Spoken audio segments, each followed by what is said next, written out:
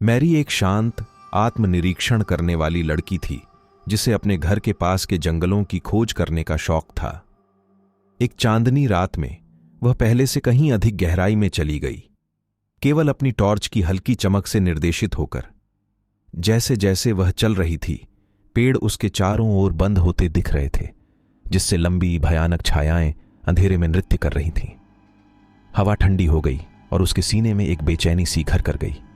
अचानक मैरी ने एक नरम, शोकपूर्ण धुन सुनी, जैसे हवा द्वारा उड़ाई गई कोई भूतिया लोरी हो। वह घबरा गई, स्रोत की पहचान करने के लिए जोर लगाने लगी। ऐसा लग रहा था जैसे यह सामने किसी प्राचीन, कांटेदार ओक के पेड़ से आ रहा हो।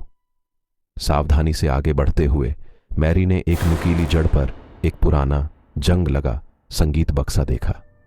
इसकी नाजुक धुन बजती रही, हालांकि इसके तंत्र को हिलाने के लिए कोई हवा नहीं थी। वह झिझकी, फिर संगीत बंद करने के लिए आगे बढ़ी। जैसे ही उसकी अंगुलियों ने बॉक्स को छुआ, धुन अचानक बंद हो गई। उसी क्षण उसकी गर्दन पर एक बर्फीली सांस फुसफुसाई, जिससे उसकी रीढ़ में सिहरन दौड़ गई। भयभीत होकर मैरी भागने लगी, लेकिन जंगल बदल चुका था। वह जिस रास्ते पर चल रही थी वह अब टेढ़े मेढ़े पेड़ों की भूल भुलैया थी।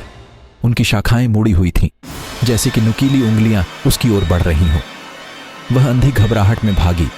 ऐसा लग रहा था कि जंगल उसे फंसाए रखने की साजिश रच रहा है। शोकपूर्ण धुन फिर से शुरू हो गई, तेज, अधिक तीव्र। यह जंगल में गूंज उठा, जिससे उसकी इंद्रियां दम घुटने लगीं। जैसे ही निराशा हावी होने लगी, मैरी एक साफ जगह पर पहुंच गई। इसके केंद्र में एक प्राचीन, जीर्ण शीर्ण हवेली खड़ी थी। इसकी खिड़कियां अंधेरी और भयावह थीं। हताशा ने उसे आगे बढ़ाया। अंदर हवा एक दमनकारी सन्नाटे से बोझिल थी। राग, जो अब विकृत और भयावह है, घर की गहराइयों से निकल रहा था। मैरी किसी अदृश्य शक्ति से मजबूर होकर चरमराती सीढ़ियां चढ़ गई। अटारी में उसे एक पुराना, टूटा हुआ दर्पण मिला। उसका प्रतिबिंब डगमगाता हुआ प्रतीत हुआ। सामान्य स्थिति में लौटने से पहले एक भयानक दृश्य में विकृत हो गया।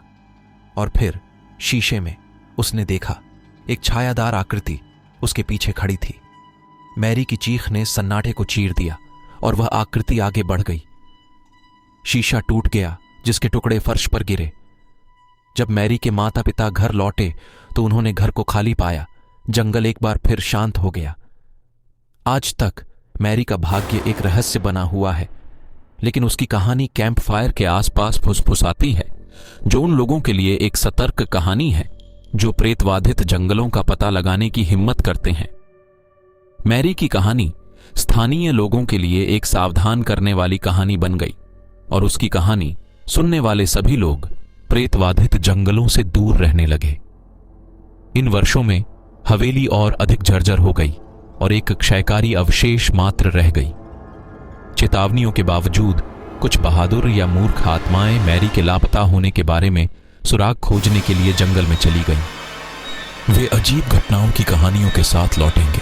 हवा में फुसफुसाहट, एक छायादार आकृति की झलक और एक शोकपूर्ण धुन की हल्की गूंज। जैसे जैसे समय बीतता गया, मैरी की याददाश्त धुंधली होने लगी। उसकी जगह अन्य स्थानीय किंवदंतियां और भूत की कहानियां आने लगीं। हवेली और जंगल भयानक आकर्षण का स्थान बन गए, जो रोमांच चाहने वालों और असाधारण उत्साही लोगों को आकर्षित करते थे। मैरी के साथ जो हुआ उसका सच रहस्य में डूबा रहा। कुछ लोगों का मानना था कि वह एक बेचैन आत्मा बन गई थी, जो हमेशा के लिए प्रेतवाधित जंगलों में बंधी हुई थी। दूसरों ने गहरे भाग्य का अनुमान लगाया। आज तक ये किंवदंती कायम है, पीढ़ियों से चली आ रही है। प्रेतवाधित जंगल और जर्जर हवेली वहां होने वाली डरावनी घटनाओं के प्रमाण के रूप में आज भी मौजूद हैं। ये याद दिलाते हैं कि कुछ रहस्यों को कभी भी उजागर नहीं किया जाना चाहिए।